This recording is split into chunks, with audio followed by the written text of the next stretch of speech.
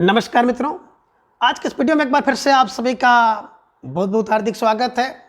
हम आशा करते हैं कि आप सभी स्वस्थ होंगे, मस्त होंगे और पूरी तरह से अपनी तैयारी में व्यस्त होंगे।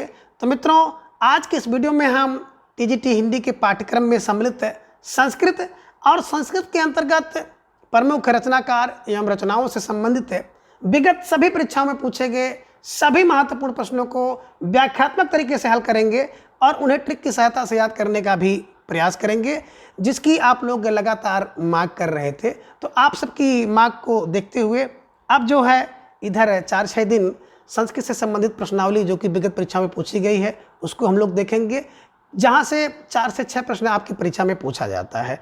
तो जैसा कि स्क्रीन पर आप देख पा रहे हैं, संस्कृत के प्रमुख रचनाकार एवं रचनाएं। प्रश्न संख्या 1 है कि कालिदास की रचना रघुवंश है। कालिदास जी को आप लोग जान रहे हैं कि बड़े सुप्रसिद्ध रचनाकार हैं और इनकी रचना है रघुवंश। तो कह रहे हैं कि रघुवंश की विधा कौन सी है। विकल्प ए एक खंड काव्य, विकल्प बी एक मुक्तक काव्य, या फिर विकल्प सी एक गीत काव्य है, अथवा विकल्प डी एक महाकाव्य। तो इसका उत्तर आपको देना है और आई थिंक आप लोग इसका उत्तर देख चुके होंगे स्क्रीन पर, और आप सबका उत्तर आ गया कि सर विकल्प डी एक महाकाव्य है। तो जब भी इसको याद करें रघुवंश महाकाव्य, रघुवंश का नाम लेते ही आपके दिमाग में आना चाहिए कि रघुवंश महाकाव्य, रघुवंश महाकाव्य, कुमार संभव महाकाव्य, ये ध्यान में रखिएगा। तो रघुवंश और कुमार संभव दो इनके महाकाव्य हैं, रघुवंश और कुमार संभव। बात करें रघुवंश की तो रघुवंश एक नवावंश, एक नव, इन्हीं की 19 सर्ग हैं। और कुमार हमने बताया था, कुमार कौन जो 17 वर्ष का होता है कुमार होता है, तो कुमार संभव में 17 सर्ग हैं, ये ध्यान में रखिएगा। दो प्रसिद्ध महाकाव्य, कुमार संभव 17 सर्ग, रघुवंश 19 सर्ग। इसके अलावा 3 बड़े प्रसिद्ध नाटक कालिदास जी ने लिखे हैं और उन नाटकों की भी चर्चा मैंने विस्तृत रूप से जब संस्कृत क्लास ली है, आप जाके देख सकते हो कि वहाँ पे ट्रिक से है, विस्तृत रूप से है। 3 नाटक कौन है? माल बिका, तो ध्यान में रखिएगा।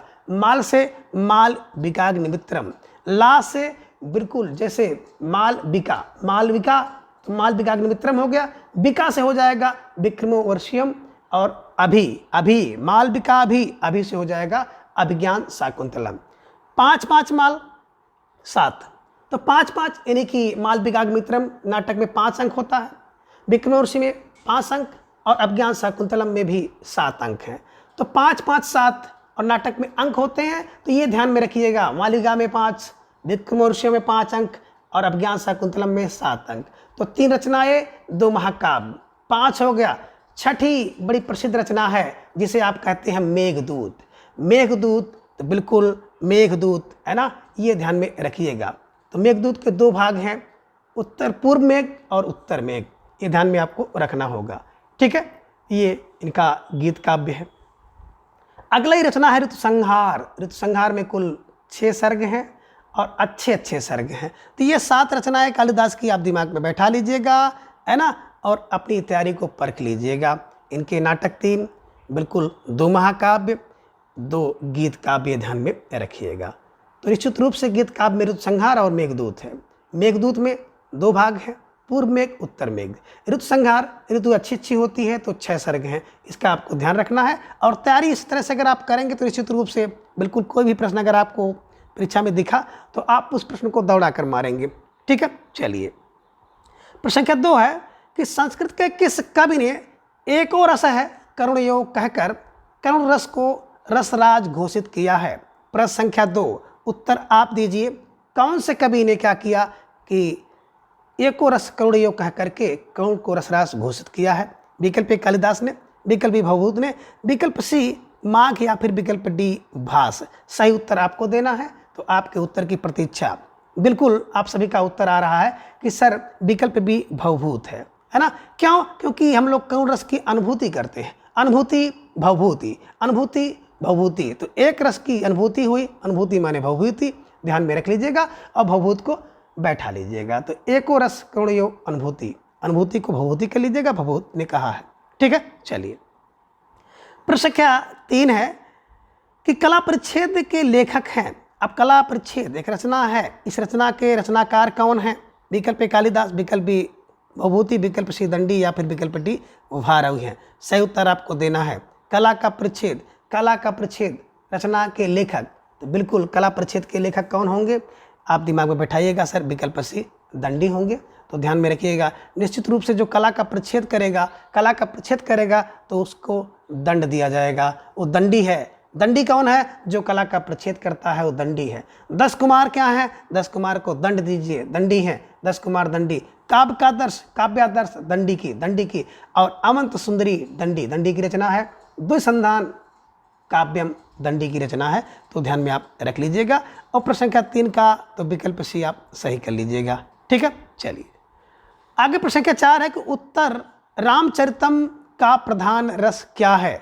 अभी आपने देखा इससे मिलता जुलता प्रश्न था कि उत्तर रामचरितम का प्रधान रस, विकल्प ए करुण, विकल्प बी श्रृंगार, विकल्प सी वीर या फिर विकल्प डी शांत। सही उत्तर दीजिए। उत्तर रामचरितम माने उत्तर माने बाद में रामचरित के, आपने देखा होगा रामायण के बाद में क्या होता है, वो सब उत्तर रामचरितम में दिखाई गई है कि सीता का प्रत्याग, शंभू का वध आदि घटनाएं उत्तर रामचरित में आपको देखने को मिलती है। तो उसका प्रधान रस क्या होगा? किसी का त्याग होगा, घर से दूर होगा। तो आप समझ गए सर, बिल्कुल समझ गए। प्रश्न संख्या 4 का विकल्प ये करुण रस होगा, है ना।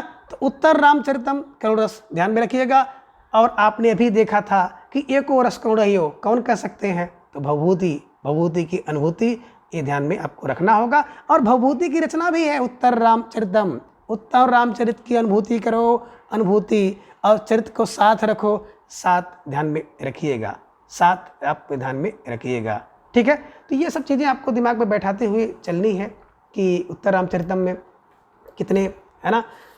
तो बात आप निश्चित रूप से बिल्कुल सही समझ गए होंगे कि उत्तर रामचरितम में 7 अंक हैं। मालती माधव की बात करें तो उसमें 10 अंक हैं। और महावीर चरितम में अगर देखा जाएगा बड़ा 7 अंक इसमें है। तो जो चरित्र वाले चीज़ें हैं, भवभूति, भवभूति ध्यान में रखिएगा, भवभूति का चरित्र उत्तम है, उत्तम करुण रस है, ध्यान में रखिएगा। 7 अंक हैं, ये ध्यान में आपको रखते हुए चलना है। आगे प्रश्न संख्या 5 है कि अनुसूची 1 को अनुसूची 2 के साथ सुमेलित कीजिए और सूचियों के नीचे दिए गए कूट का सही प्रयोग कीजिए। तो बिल्कुल आप इसको मिलाएंगे। देखिए 10 कुमार को मिलाएंगे तो दंडी का 10 कुमार, नैषध चरिति, नैषध औषधि और हर्ष। नैषध औषध, नैषध औषध होती है, हर्ष है, विद्वानों ने इसको औषध कहा है। और औषध खाओगे तो हर्ष होगा, कष्ट मिटेगा ना। उत्तर रामचरितम, राम का चरित्र भवभूत है, भवभूत है। तो ये ध्यान में रखेंगे। और देखेंगे का 3 कहाँ जहाँ पर मिल जाए उसको मिलाने का प्रयास करिए। तो का 3 बी में मिल रहा है और सी में मिल रहा है। फिर देखिए खा का 1 मिल रहा है तो बिल्कुल मिल गया। और गा का बिल्कुल खा का आपको 1 मिल गया और गा का आपको 2 भी मिल रहा है। तो निश्चित रूप से प्रश्न संख्या 5 का विकल्प सी इज राइट आंसर। ठीक है, चलिए कैसे याद करेंगे? 10 कुमार को दंड, है ना, नैषध औषध, औषध खाते हर्ष होता है। और उत्तर भवभूत, उत्तर रामचरित, उत्तर में रामचरित का भवभूत हुआ, अनुभूति हुई करुण रस की। ठीक है, तो ये से दिमाग में पढ़ते हुए चलिए, पढ़ते हुए चलेंगे तो दिमाग में बैठा रहेगा। भारत द्वारा रचित किरातार्जुनीयम का प्रधान रस है किरातार्जुनीयम। भारवी की रचना कृतार्जुनीयम का प्रधान रस है विकल्प ए बी रस, विकल्प बी श्रृंगार रस, विकल्प सी करुण और विकल्प डी शांत। तो देखिए किरात बात करें किरात, तो किरात जो होता है ना वो भारव होता है, भारवी होता है, भार वाला होता है। और भार वाला व्यक्ति होगा तो सर वीर होगा, वीर रस है, इसमें ध्यान रखिएगा कि इसमें वीर रस है। ठीक है, ये भी आपको दिमाग में बैठाते हुए चलना है। और इसमें कुल 18 सर्ग हैं, ये भी आपको ध्यान में रखना होगा। और जब बात हम लोग करते हैं कि बृहत्त्रयी, तो बृहत्त्रयी में शामिल होती है रचना। ठीक है, चलिए तो निश्चित रूप से आपका प्रश्न बन गया कि सर भारत द्वारा रचित जो कृतार्जुनीयम है, कृतार्जुनीयम का प्रधान रस वीर रस है। ठीक है, चलिए आगे प्रश्न संख्या 7 है, श्री हर्ष द्वारा रचित नैषध चरितम में किस रीत की प्रधानता है, यानी कि कौन सी रीति इसमें है? हर्ष नैषधीय चरितम, हर्ष नैषधीय चरितम और औषधि नैषधि। ठीक है ना, किस रीत की प्रधानता है? संख्या 7 ध्यान में दीजिए। पांचाली रीत, वैदर्भी रीत, गौड़ी रीत या फिर प्रसाद रीत, आपको सही उत्तर देना है। और प्रश्न संख्या 7 का, ठीक है ना, तो बिल्कुल आप सबका उत्तर आ रहा सर वैदर्भी रीत, इसे ध्यान में रखिएगा। और श्री हर्ष की रचना नैषधि को औसत, औसत को वैधर्भ भी ध्यान में रख लीजिएगा। और विद्वानों ने इसको औसत ही कहा है। कितने, इसमें कुल 22 सर्ग हैं, इसका भी आपको ध्यान में रखना होगा।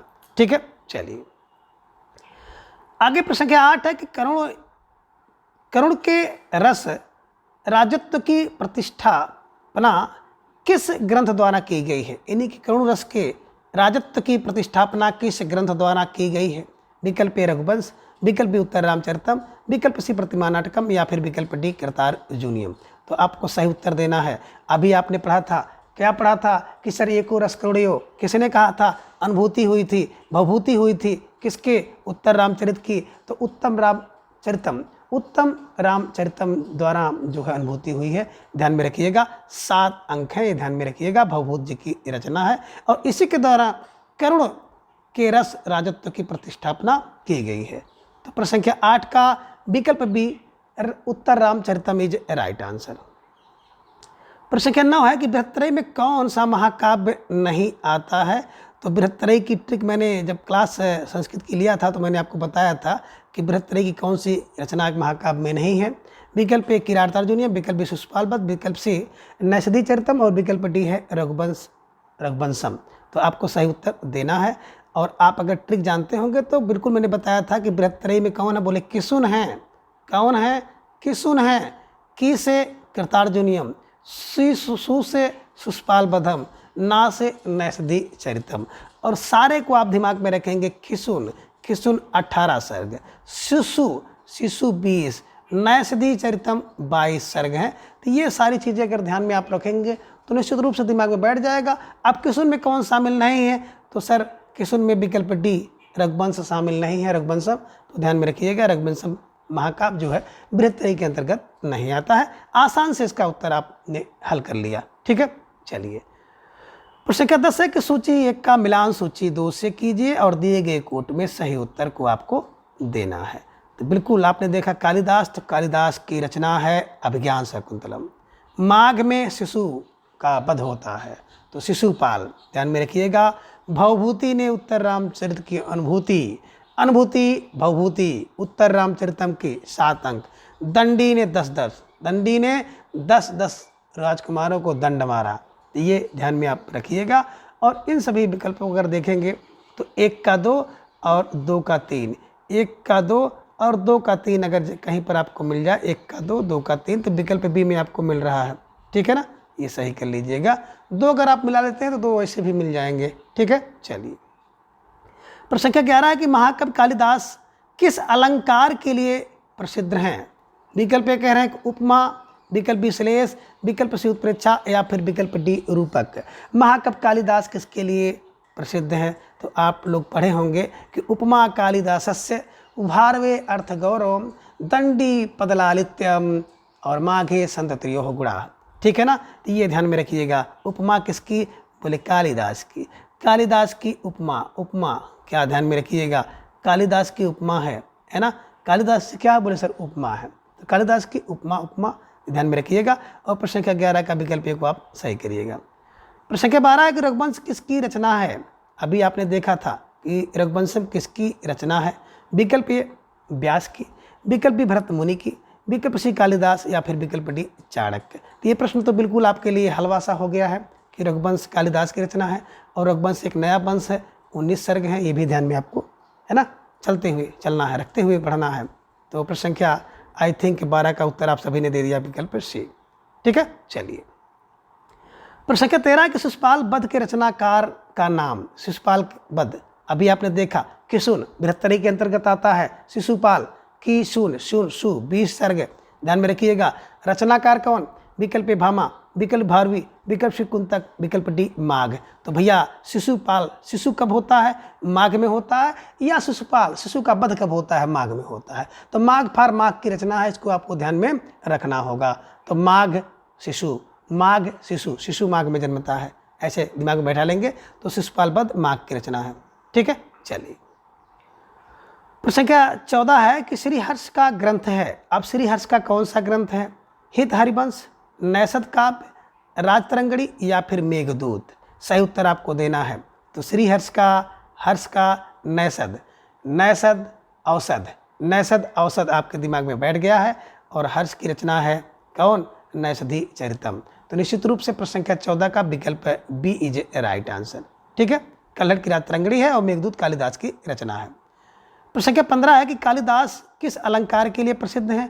अभी आपने देखा था कि उपमा कालिदास का, तो निश्चित रूप से प्रश्न रिपीट हो गया और आपने इसका उत्तर बिल्कुल सही दिया होगा। ठीक है ना। और ये पूर्व परीक्षा में देखिए 2 बार पूछा जा चुका है, तो आपके परीक्षा में प्रश्न इसी टाइप से बनते हैं, है ना। कुछ आसान होंगे, एक आध 2 प्रश्न थोड़ा सा लेवल से ऊपर हो जाता है, और जो लेवल से ऊपर होता है वो सबका गलत होता है, कुछ को छोड़ करके।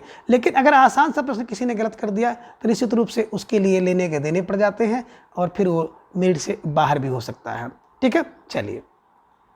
प्रश्न संख्या 16 है कि मालती माधव के रचनाकार हैं। मालती माधव के रचनाकार कौन है?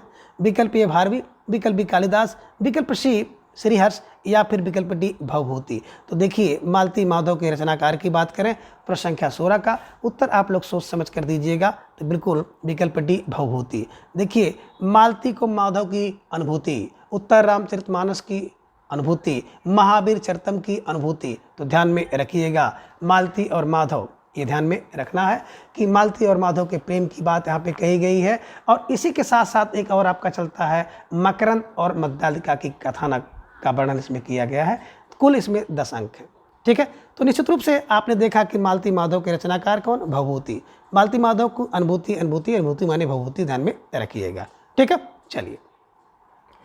प्रश्न संख्या 17 है कि संस्कृत काव्य में पद लालित्य के लिए किसकी प्रसिद्धि सर्वाधिक है? यानी किसका पद लालित्य है?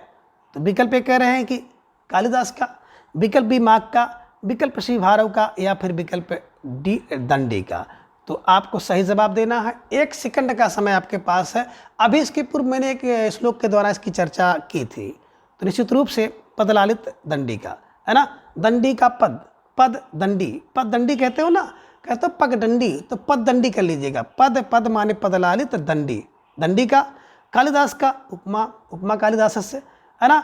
भारवी का अर्थ गौरव, भारवी रवि, है ना। भारव वाला व्यक्ति का अर्थ, भारव अर्थ, है ना। और माघे संत त्रियोगुणा, माघ में 3 गुण थे। तो निश्चित रूप से आपने प्रश्न संख्या 17 का विकल्प डी दंडी को सही किया होगा। ठीक है, चलिए।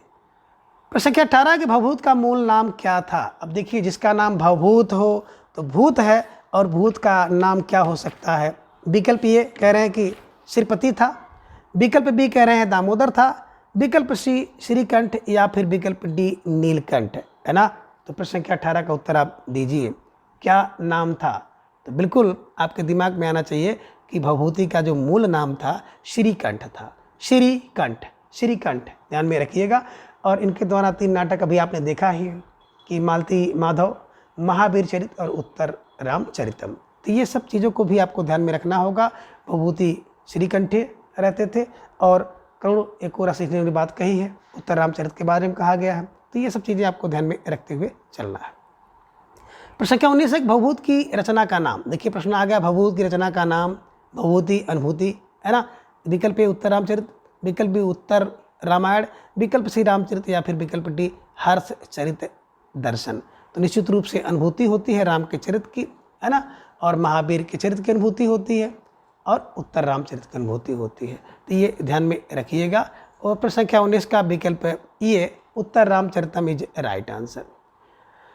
प्रश्न संख्या 20 है कि सूची 1 का मिलान सूची 2 से कीजिए और दिए गए कूट से सही उत्तर चुनिए। तो एक तरफ आपको देखना है सूची 1 में रचना है और सूची 2 में रचनाकार है, दोनों को मिलाना है।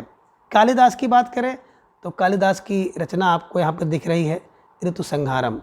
भवभूत की अनुभूति होगी उत्तर रामचरित की, दंडी 10 कुमार को मारेंगे, हर्ष होगा नैषधि, है ना, बिल्कुल औषधि हर्ष, और बाण तो कादम्बरी, बाण भट्ट का कादम्बरी।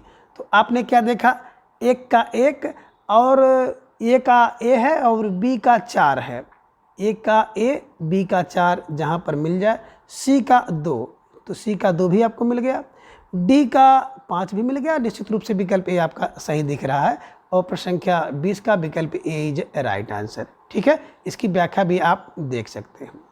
आगे प्रश्न संख्या 21 है कि मालविकाग्निमित्रम नाटक के लेखक का नाम बताइए। अब देखिए मालविकाग्निमित्रम अभी मैंने चर्चा किया था, विक्रमोर्वशी, मालविकाग्निमित्रम, अभिज्ञान शाकुंतलम, 3 नाटक किसके हैं? तो बिल्कुल आपका उत्तर आ गया सर, विकल्प ये कालिदास के हैं।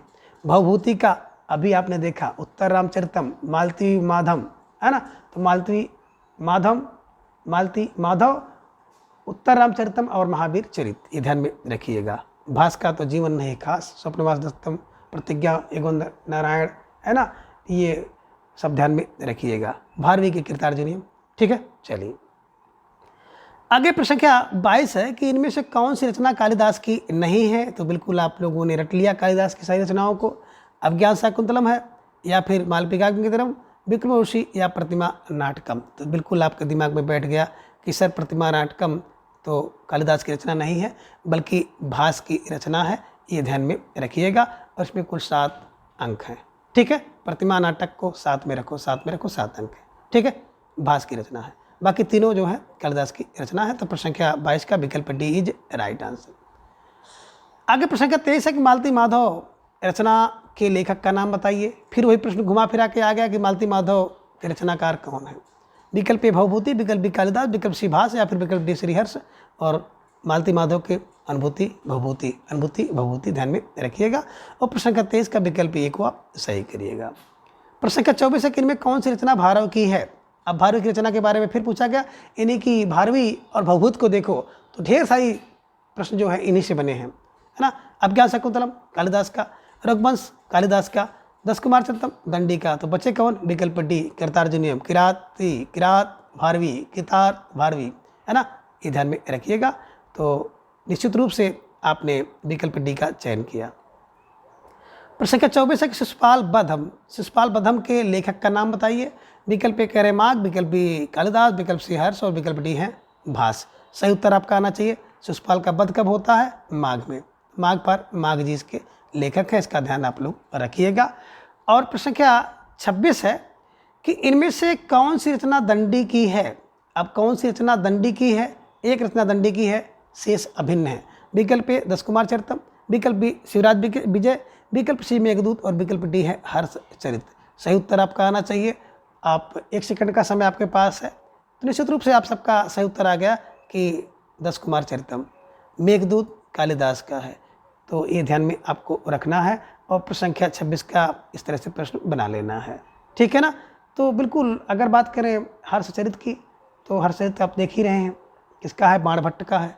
और शिवराज विजय रचना है अंबिका दत्त व्यास की, ठीक है। तो ये इसको भी ध्यान में रखते हुए आपको चलना है।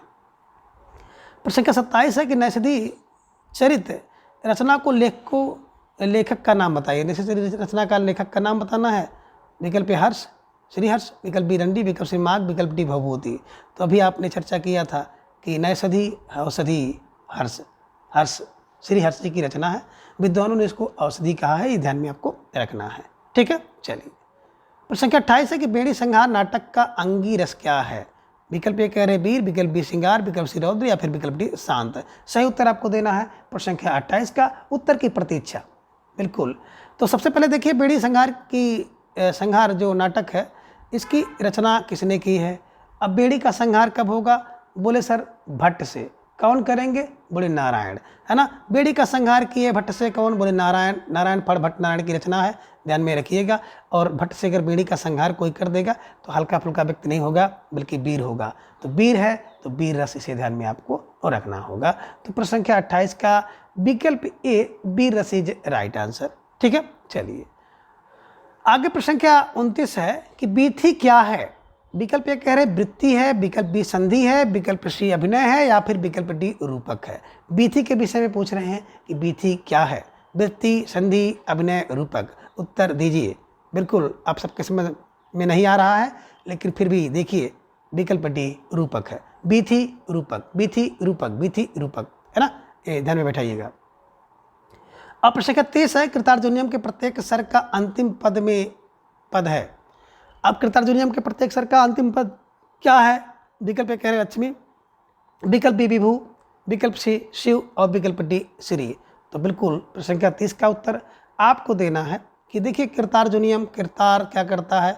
अंतिम सर्ग में बिल्कुल पहले तो श्री श्री करता है, पहला अंक श्री श्री है, ये ध्यान में रखिएगा, है ना। तमाम लोग ऐसे होते हैं जिनसे आपसे मिलेंगे पहले श्री श्री करेंगे और बाद में लक्ष्मी लक्ष्मी करने लगते हैं। तो पहले तो परिचय बनाएंगे श्री श्री और बाद में लक्ष्मी लक्ष्मी करेंगे। तो किरात क्या करता है? बोले सर किरात बड़ा वीर है, भारवी है, और भारवी होने के साथ साथ ये पहले लक्ष्मी लक्ष्मी करता है, इन्हीं की पहले श्री श्री करता है, इन्हीं की सर का आरंभ में श्री श्री होता है और अंत में लास्ट में बाद में क्या करता है? लक्ष्मी लक्ष्मी करता है। तो ये ध्यान में रखिएगा, पहले करता है श्री श्री, बाद में करता है लक्ष्मी लक्ष्मी। किरार्थ किसका? भारवी का, ये भी आपको ध्यान में रखना है। ठीक है, चलिए तो मित्रों आज के इस वीडियो में बस इतना। अगले वीडियो में फिर हम इसके अगले भाग को जानेंगे। तब तक के लिए धन्यवाद, नमस्कार, बाय।